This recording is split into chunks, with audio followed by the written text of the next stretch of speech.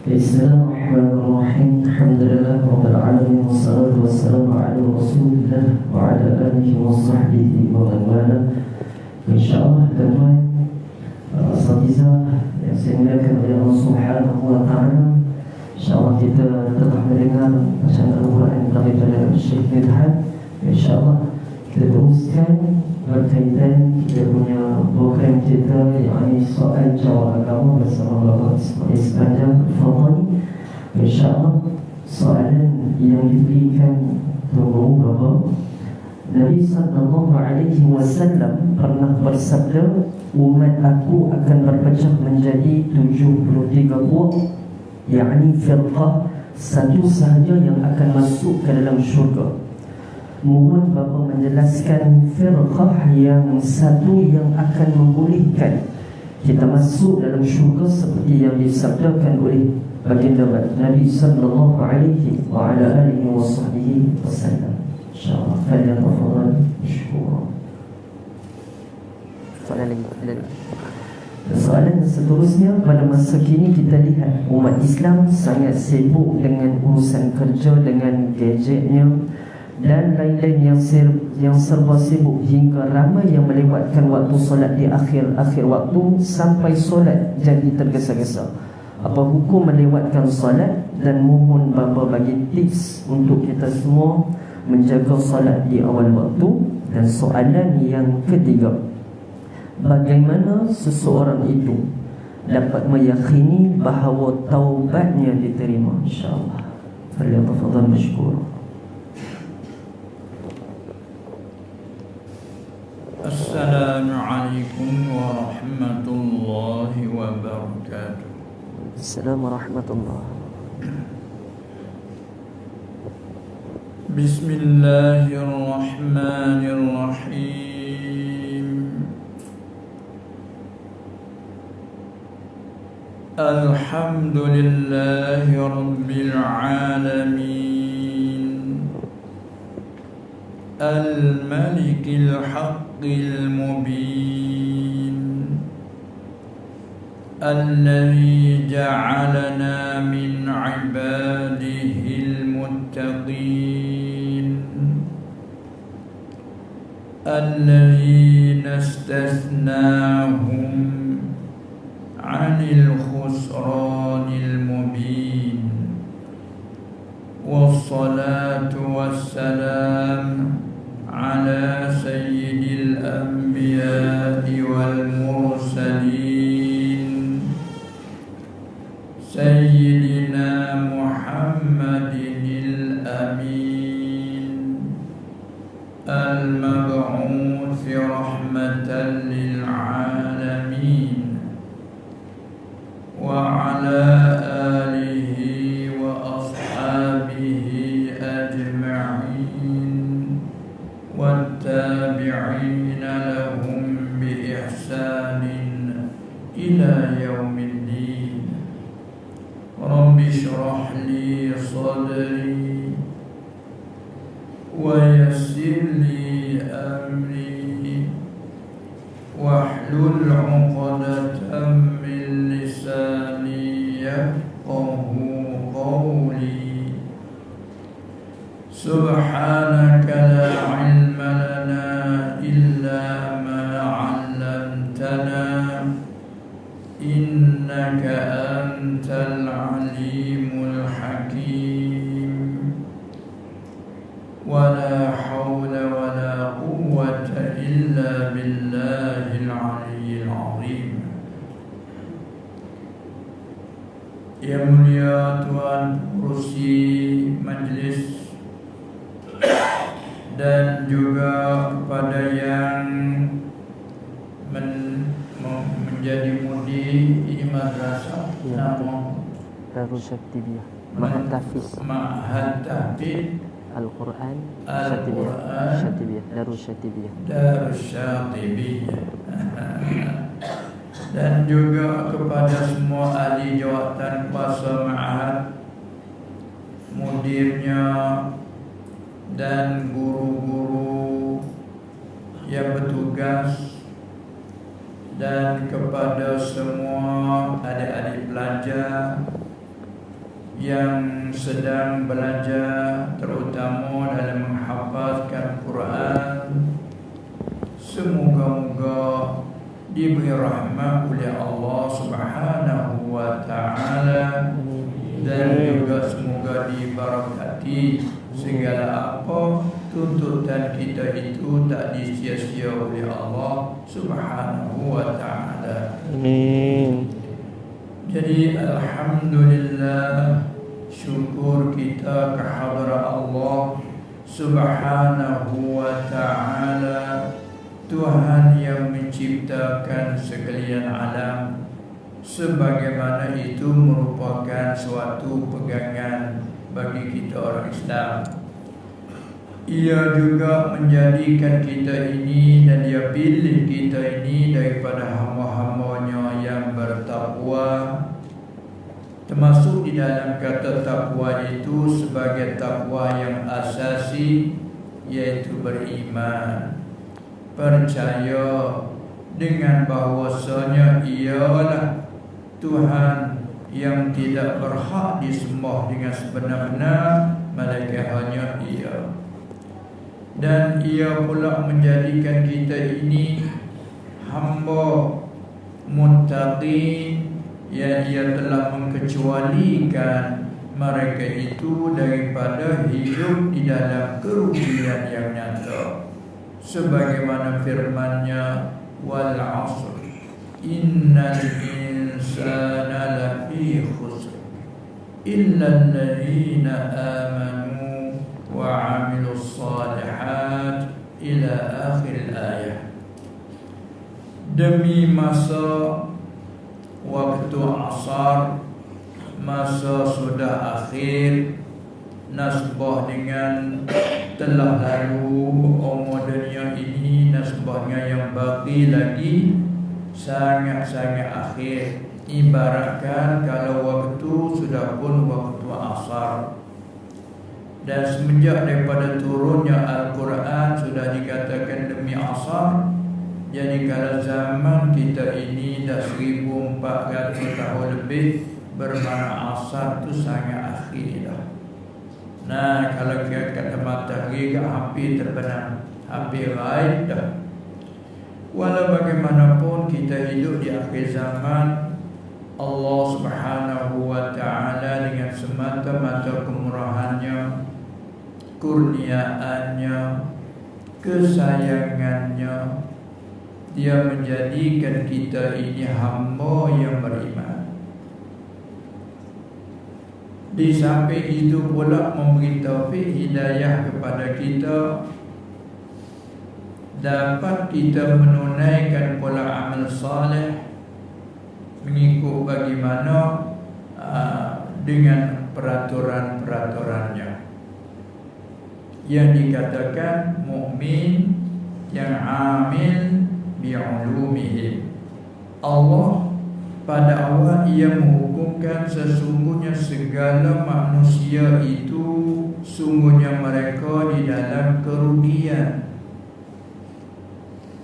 kecuali orang-orang yang telah beriman dan mengereja akan kerjaan yang baik.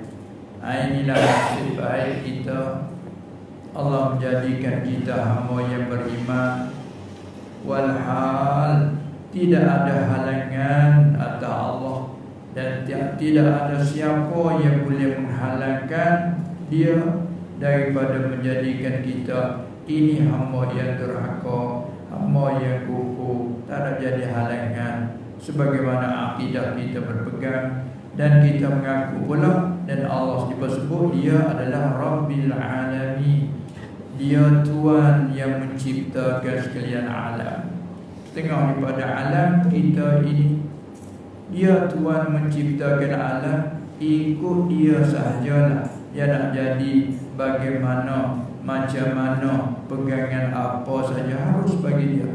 Tapi nasib baik kita walaupun bangkit di akhir zaman, Allah menjadikan dan memilihkan kita daripada hamba yang beriman. Yang Ia istisna pada kata manusia itu dalam kerugian. Illal ladzina amanu, melainkan orang yang telah beriman, atau kecuali daripada orang yang hidup dalam keadaan rugi. Tambahan pula wa amilus salihat, kerja akan pekerjaan yang baik. Untuk nak tahu kerjaan baik ataupun tidak, mesti kita masuk belajar dari segi hukum syariat yang ditunjuk ajar dalam bicara ilmu fiqh. Adapun mengenai dengan iman, itu kita mempelajari ilmu yang dikenali dengan ilmu usuluddin. Sesuai dan munasabah dengan soalan yang telah dibentangkan tadi. Jadi Nabi SAW pada satu hari dia sembahyang salat subuh dengan para sahabatnya radhiyallahu anhum. Setelah ia salat subuh, dia bangun beri ucapan. Nah, kita nak panggil apa? Kalau kata kalau bentuk hari Jumaat panggil khutbah. Kalau jemaah tabligh dia guna panggil bayan. Nah, kalau kita bahasa guru baca kitab panggil mengajar. Ataupun nak panggil kata bila kuliah subuh, itu panggillah apa saja nak panggil. Pentingnya dia solat subuh, dia bangun beri ucapan mau'izah, sebagaimana Syekh baca tadi. Ud'u ila sabili rabbika bil hikmati wal mau'izatil hasanah. Bila beri ucapan dia tu satu ucapan yang telah diceritakan oleh setengah sahabat, di antaranya Khirbad bin Sariyah radhiyallahu anhu. Ia menyatakan ucapan Rasulullah sallallahu alaihi wasallam pada kali itu satu ucapan yang gemetar hati-hati para sahabat. Ketak. Nah, bahasa kamu panggil ketak, panggil apa sih? Ketak. Ketak. Ketak. Ketak hati para sahabat hingga sahabat nampak zuhir badan. Berdenyum-denyum. Hebatnya ucapan Rasulullah sallallahu alaihi wasallam pada hari itu. Dan juga menitis air mata. Menitis air mata dengan ucapan. Lalu para sahabat kata, "Ya Rasulullah, ucapan engkau di hari kali ini ka'annahu mau'izatu muwaddi'." Seakan-akan ucapan engkau hari ini ucapan orang yang mau meninggal dunia. Seolah-olah orang nak meninggal dunia. Disengkau oleh puak sahabat kerana hebat ucapan dia hari itu. Tapi dia tidak sebut dalam dia tu ucapan apakah. Selepas pada itu sahabat seka kata Rasulullah sallallahu alaihi wasallam nak meninggal dunia. Lalu tu sahabat tanya, "Ya Rasulullah, famaza ta'hadu ilaina?" Maka apakah kau ingin berpesan kepada kami? Bagi-bagi lapar riwayat. Aku nak pesan apa kepada kami? Seolah-olah engkau mau meninggal dunia. Apa engkau nak pesan kepada kami? Ketika itu Rasulullah sallallahu alaihi wasallam bersabda, "Usikum bitaqwallahi was-sam'i wat-tha'ah wa in ta'ammara 'alaikum 'abdun habasyiyyun aw kama qala." Di situ ada bagian-bagian riwayat. Maksudnya usikum, aku wasiat. Kita jawab Arab wasiat nah. Bila Melayu kita betul panggil apa? Pesan. Pesan nah. Aku pesan akan kamu bitaqwallah, dengan takut, dengan hirau, akan Allah. Dia pesan. Jadi kelima dia terpesan tu pendek tapi min jawami'il kalim. Karena makna taqwa Allah dia ada 3 martabat. Taqwa dengan mana asas iaitu beriman. Jadi alhamdulillah kita ada iman. Taqwa yang kedua itu dengan mana imtisalul awamir wa jtinabun nawahi. Imtisalul awamir iaitu junjung ataupun tunaikan segala perintah. Wa jtinabun nawahi dan menjauhi segala tegahan ataupun larangannya. Tak dalam hidup kita ni tak sunyi pada dua itulah. Semua perkara tak sunyi daripada perkara yang ditegah oleh agama dan juga perkara yang disuruh, yang diperintah oleh agama ini oleh Allah. Tak sunyi pada itu.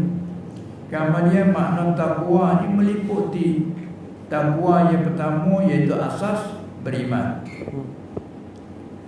Atas pada itu junjungkan segala suruhan dan menjauhi akan segala tegahan. Itu setiap dalam gerak diri kita.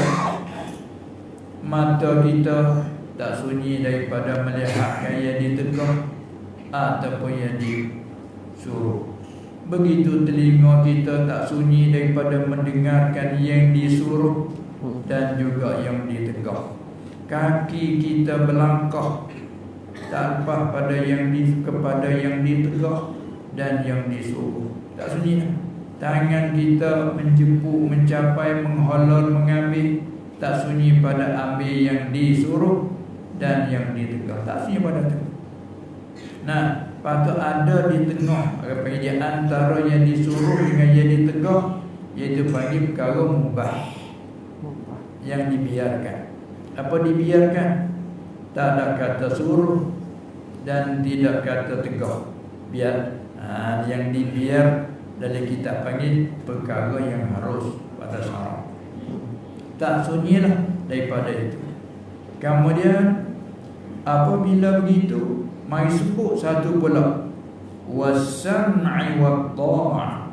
Sedangkan as-sam'i asal arti mendengar. Maksud mendengar mana menerima. Wat-tha'ah patuh ikut. Seperti ada sebut, kita mesti taat kepada ibu bapa, kita mesti taat kepada guru, kita mesti taat kepada Allah dan Rasul. Taat itu mengikut. Maka semua perkataan taat maknanya dan juga sam arti mendengar, yakni menerima, semua itu dah masuk di dalam takwa Allah. Tapi mengeluar suku, kalau orang mengaji kaedah panggil min atfil khas 'ala al-'am. Seperti ayat hafizu 'ala salawati was salatil wusta. Kamu peliharakanlah segala sembahyang, masuk segala sembahyang 5 waktu. Kemudian sebut semula-mula was salatil wusta dan sembahyang wusta, sembahyang yang lebih nasbah malai. Apakah sembahyang wusta? Khilaf di kalangan ulama. Kau yang sahih solat asar. Ada juga kata solat subuh. Baik. Jadi bermakna kata sedangkan solat asar baik, solat subuh dah masuk di dalam kata hafizu 'ala salawat. Tapi sebut lagi wassalatil wusta, nak menunjukkan bahawa solat wusta ni ada lagi keistimewaan dia di atas solat-solat yang lain. Begitu Allah dalam hadis ini, aku wasiat, aku pesankan kamu dengan takwa Allah, dengan takutkan Allah. Meliput dia bila. Nah, dari segi apa akidah, dari segi pegangan kita beriman dengan Allah, masih ada takwa Allah. Setelah kita beriman dengan Allah, buat kaya disuruh, menjauhi kaya darah, semua masih ada takwa Allah. Tiba-tiba mai sebut suku, dan aku berpesan akan kamu dengan mendengar, dengan menerima. Karena menerima tu masa dalam kata takwa Allah. Tapi sebut suku nak nyata kata penting. Sebab tu kita sebagai anak pelajar, bila guru-guru, ustaz-ustaz beri nasihat kepada kita, tunjuk ajar kepada kita, kita sebagai murid sifat menerima, terima ajaran daripada guru. Dan sifat kita sebagai murid taat kepada guru. Nah, begitu juga dengan ayah, dengan ibu bapa kita pun kita disuruh dengar apa yang dia memberi pesanan, dan kita taat selama tidak bercanggah dengan syarak itu. Sebagaimana maklum dalam hadis lain kata la ta'ata li makhluqin fi ma'siyatil khaliqin. Tidak ada taat patuh ke makhluk pada barang yang dirangkakan Allah. Nah, baik. Kemudian lepas tu dia sambung lagi. Sebab apa dia pesan begitu? Sehingga datang pula suatu perkataan orang mengaji Quran panggil ghayah. Dan jika jadi amir atas kamu, jadi pemimpin atas kamu itu oleh abdun hamba Habasyiyun, ia bahasa Habasyah, ia berkulit hitam. Jadi maksudnya sekalipun yang ada pimpin kamu itu hamba, di segi pangkat hamba ni kuranglah. Sekalipun fardu takdir wala hamba tak boleh jadi pemimpin. Fardu takdir kalau hamba sekalipun takdir kata ada satu masa hamba boleh jadi pemimpin. Fardu takdir sekalipun kena dengar, kena patuh. Maksudnya begitu. Walaupun jadi pemimpin tu huduh, orangnya hitam, orangnya di segi pandangan mata kepala tu huduh, sekalipun kena dengar, kena patuh. Itu pesanan dia. Tempat yang munasabah dengan soalnya ialah sebab apa yang ia pesan begitu. Pesan suruh patuh, pesan suruh dengar, dan taqwa Allah. Kerana fa innahu man ya'ish minkum ba'di fasayara ikhtilafan katsira. Kerana sesungguhnya barang siapa hidup daripada kamu selepas aku, yakni ba'da wafati, selepas daripada aku wafat, selepas daripada mati aku kelak, katakanlah mu fardu takdir umum dipanjang oleh Allah. Siapa hidup lepas pada aku, lepas pada mati aku, fasayara ikhtilafan katsira, maka selagi lihatlah ia akan perselisihan yang banyak. Itu dia beritahu kita dah tu. Jadi apa perselisihan yang berlaku? Ini sedekah Rasulullah sallallahu alaihi wasallam. Tiba-tiba timbul perselisihan banyak. Benar dia ayat. Kata lagi akan berlaku perselisihan yang banyak. Oleh itu dia pesannya takwa Allah. Jadi iman tadi. Dia pesan pula as-sam'i wa ta'ah. Tu bila kita meliputi dalam tiga, semoga-moga selamat. Sebab lagi akan siapa yang hidup panjang umur selepas daripada mati aku, maka selagi lihatlah perselisihan yang banyak. Apabila perselisihan yang banyak, bagaimana cara? Seolah-olah sahabat tanya, ya Rasulullah, bagaimanakah sekiranya kalau kami dipanjangkan umur, sempat masa tersebut, dapat masa tersebut, masa perselisihan banyak, lalu dia wasiat lagi, fa'alaikum bisunnati, maka tetap atas kamu itu, lazim atas kamu itu dengan jalanan aku, wa sunnatil khulafa'ir rasyidin al-mahdiyyin min ba'di, dan tu ikut jalanan khulafa pengganti-pengganti aku selepas daripada aku. Dia mereka yang dihidayahkan oleh Allah. Jadi itu pesanan dia.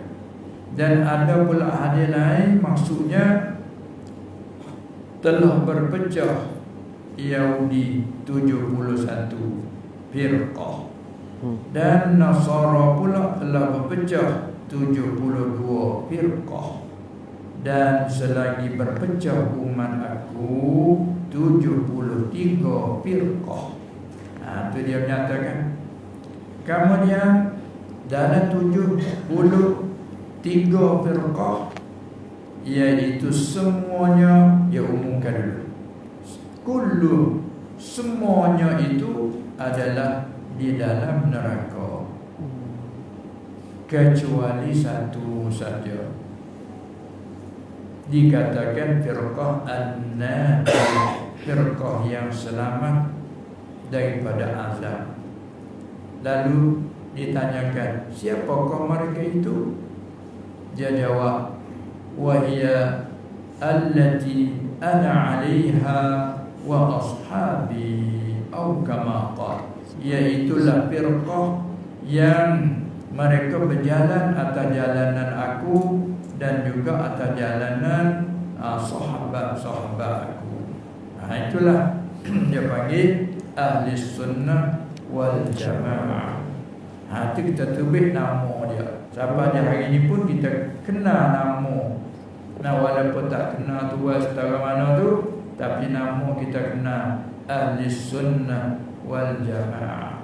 Maka untuk kita nak kenal dia, mestilah kita belajar akidah, kitab-kitab yang dikarang, disusun oleh ulama daripada ahli sunnah wal jamaah. Nah, itu untuk kita nak kenal dia tu. Masalahnya banyak sangat. Nah, banyak sangat. Cuma itulah pesanan dia. Kemudian tempat kita perlu kita belajar antara lain, maknanya ada setengah ulama orang kata, jadi siapa dia hak dikhalaqi kata sataftariqu ummati, selagi berpecah oleh umat aku. Murad umat aku situ siapa?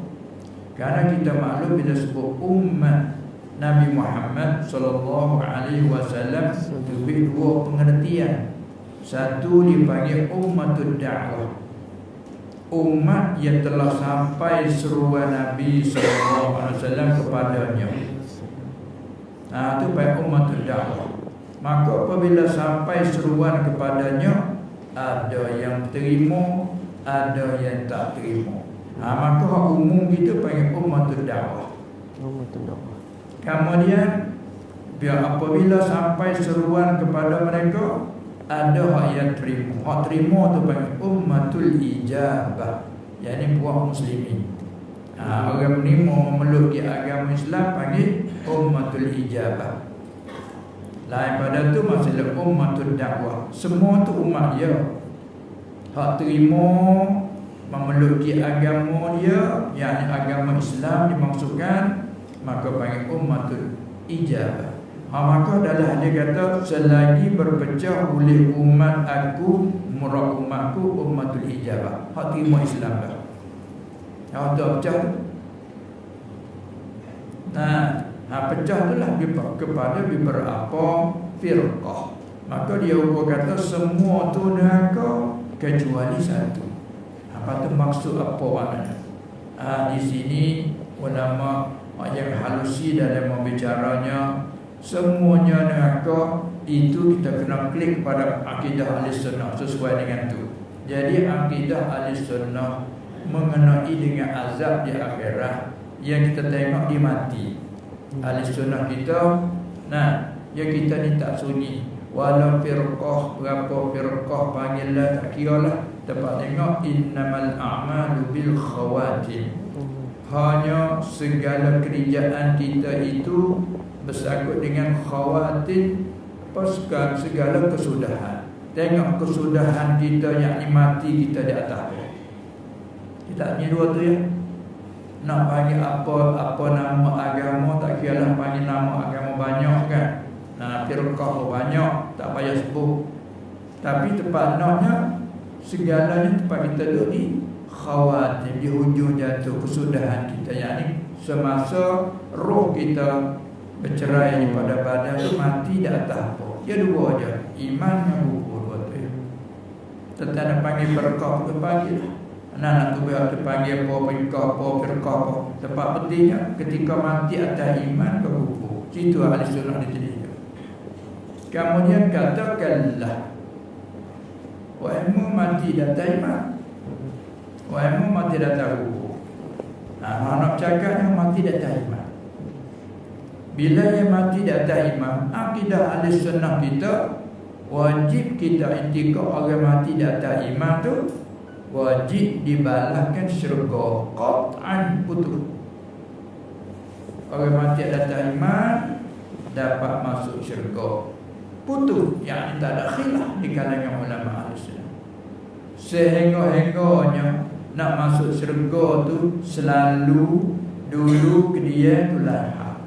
Orang ada ki, orang mukmin mati di atas dosa, atas salah. Kayak kita ni dalam hidup ada yang salah. Salah pula tu besar, salah tu kecil, banyak, sedikit, tebal, nipis. Bila situ. Jadi pentingnya bila mati di atas iman, wajib syurga, pegangan Ahlussunnah. Lain dengan setengah pegangan Mu'tazilah. Orang Mu'tazilah kata orang mukmin tapi bila mati atas dosa besar, dia kata kekal dalam neraka. Hingga azab tu ringan sikit daripada orang kubur. Itu bukan Ahlussunnah bukan kita. Kita ingat simpulan pegangan Ahlussunnah dulu. Ahlussunnah pegang apabila seorang mati di atas iman, wajib syurga, qat'an, putus. Dengan dalil syaraknya, dalil nakalnya, dalil akalnya. Lepas tu beberapa ayat lah dalilnya tu. Sehingga-hingganya orang mukmin mati atas iman tu. Ada mati orang mukmin yang asin, yang deraka. Ada orang mukmin tapi mati dengan tak solat. Ada orang mukmin mati di atas segala kerjaan maksiat. Mati dengan keadaannya zina yang tidak bertaubat, mati dengan keadaannya mabuk yang tidak bertaubat. Apa yang mukmin? Asalkan apabila i'tikad dia, sekalipun dia kerja maksiat, dosa besar, dia kerja dosa besar di segi undang-undang peraturan syariat panggil dosa besar, seperti zina, dosa besar, bunuh orang dengan zalim, dosa besar, ketiak dua syariat Islam. Tapi kalau tanya dari segi i'tikad pegangnya dia mengaku kata haram. Zina mengaku kata haram. Tapi dia berlaku juga itu nafsu dia tak terkawal nafsu. Dia tak boleh nak lawan mujahadah nafsu, salah nafsu mengalahkan dia. Kalau ingat kata duk bertanding nafsu dengan dia, nafsu boleh mengalahkan dia. Sebab tu dia jatuh dalam maksiat yang tarik di nafsu ni ke atas sabar. Tapi i'tikad kalau tanya bagaimana peganganmu mengenai dengan zina, dia mengaku haram, dosa besar dia mengaku. Derakakan ibu bapa, apa pegangan kamu? Haram, dosa besar. Dia kenapa kamu hidup lawan? Dia kata tahu kata dosa besar. Tapi dia kah ibu-ibu dia kata. Dia kah ibu. Kita orang muda, ibu dah tua. Kadang-kadang ibu kita suruh itu sikit suruh hop. Suruh semua. Masalah tak apa tu. Sedangkan Al-Quran kata wala taqul lahum uff. Tak ada apa dia kah gitu, sekadar kata dia ambil itu sikit. Atau bangun dengan masa tu. Tapi bila ditanya apakah hukum dia kau ibu apa? Haram, dosa besar, mengaku. Maka dia payah usuluddin tu. Iman tak tanggap. Kalau balik wajib pula, seperti solat 5 waktu, dia tak solat. Tapi kalau tanya apakah hukum solat 5 waktu atau Islam wajib, dia mengaku penuh-penuh wajib. Puasa bulan Ramadan bagi orang yang sihat cukup syarat, dia mengaku wajib sekalipun dia tidak solat, sekalipun dia tidak bersiam berpuasa. Apa tu? Mukmin. Cara hukum mukmin. Lepas tu bila dia tetap taubat, orang mukmin yang berdosa yang neraka kepada Allah. Bila orang mukmin mati, katakanlah mati di atas iman. Mati atas iman tapi kesalahan tak solat dia, kesalahan kerja maksiat, dosa besar tak taubat, awak mati dah dia berdosa. Ini berkejap tu undang-undang. Lepas tu masalah ampun tak ampun serah pada Allah. Atau akidah Ahlussunnah. Bila mati di atas iman, wajib syurga, akidah Ahlussunnah. Hinganya azab dulu, tu pulalah kepada tahta masyiatillah, kehendak Allah. Jika dia nak ampun itu kemurahan dia. Kalau dia nak menyiksa, itu keadilan dia. Tak kira ahli sunnah dari situ. Adapun bila orang mati di atas kufur, waktu putus azab neraka, tidak dapat